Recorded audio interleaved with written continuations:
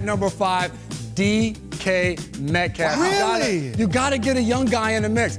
Playing against Seattle, Stephon Gilmore, he was the one matched up on DK. I stayed as far away from this guy as I possibly could, and all you saw, those two guys were going at it after every play. You guys have seen him and Marshawn Lattimore where they're just pushing and shoving. He does a great job week in and week out when he's going against the best corner of trying to get in their head, especially on run plays. Watch the way this guy attacks them when it's time to block, and he's in their face after every single play. Unbelievable. DK Metcalf. A young guy making the list right off the bat. You got to keep it current. We have some young viewers. Sure. You don't want to go with all old school. They got to be able to know who you're talking about. Well, this guy survives on candy and coffee and apparently trash. I've seen him do that to Russell Wilson a few times, too. Who's at number 4, Jay? What do you got? Number 4, we have my guy, Julian Edelman, coming in at number 4. What I love about this guy, it was so hard to practice against him because you know each and every day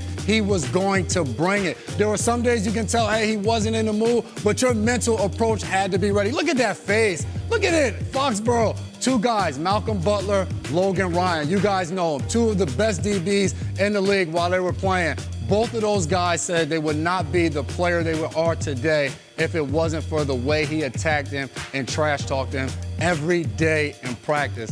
Edel Dogs brings it each and every day. Is there something about the fact that, you know, he's not the biggest guy and he's not DK, but he's still wearing you out, he's still in your ear? It's got to be even more irritating, right? No doubt about it. And, like, he's a tough guy. I know. So that's the toughest thing about him is just he's going to come each and every day. And it's not going to be any extravagant trash talk. It's going to be that tough talk. Very different from our number 3 person on the list, which is coming to you. This guy played in Cincinnati forever. He took a quick stop in Foxborough. Chad Johnson. Let's go. A different type of trash talk. He wants to have fun out there. He wants to make friends. You guys saw him when he was mic'd up going against Ray Lewis, went over the middle, tried to block Ray, didn't end well. He was on a knee, on the sideline. Trash talk changed a lot. But Chad, he wants to make friends out there. He was a guy, I remember my brother's rookie year going against my brother Devin McCourty and Darius Butler on the other side. He was tweeting them the week of the game, already starting the trash talk for Sunday's game. He had a whole plan for you when Sunday came.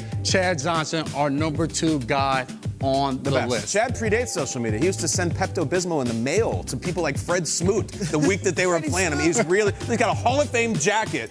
I don't know if that's going to happen, but certainly in the trash talk. He had gold hair. He had gold hair. It was the best. Number 2, who do you got? Number 2, we got Randy Moss. The stories on Randy Moss are amazing. He would be in New England practice lines. Randy Moss, cheetahs, they don't stretch. Randy did not stretch. He stood up and he talked trash, all stretch lines, getting ready for practice. He wouldn't only trash talk the players, though. He'd be trash talking the defensive coordinator, standing up there, throwing the ball back and forth, and Randy uses very colorful language to explain what he's going to do to you in practice. But the greatest thing about Randy is he followed up his trash talk. The guy has a catch named after him. You got Moss. Randy Moss, number 2 on our list when it came to trash talk. But number 1, the king, Steve Smith.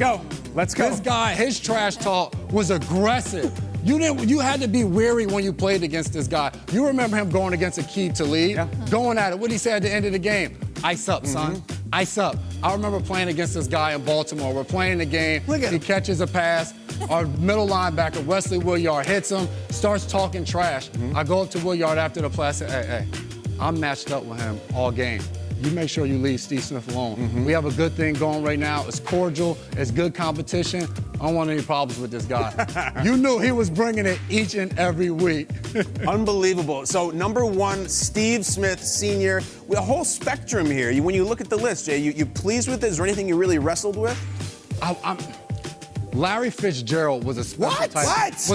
Let me finish. Was a special type of trash talk. I remember playing against him. He comes out. He said, hey, McCourty, man, I just saw you got that contract. That's big for your family. Man, congratulations.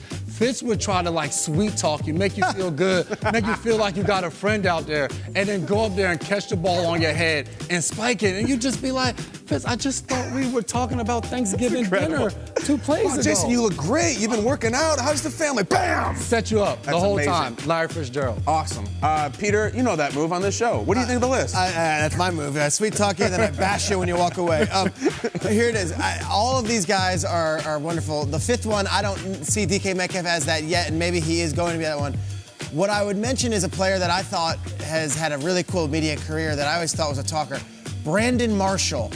Was he a trash talk guy, or is he just one of those guys that carries himself with uber confidence on the field? Now, B. Marshall's one of those guys where if you ignite him, he can get there. But B. Marshall wasn't as much of a trash talker. It was just the way and the physicality in which he played, grabbing you, pushing you, throwing you all over the place. But he was another guy where it was just like, hey, you know when you have him matched up on Sunday, you better prepare for Monday getting ready for that game. Where do you stand on the trash talking? Like, how much did you do?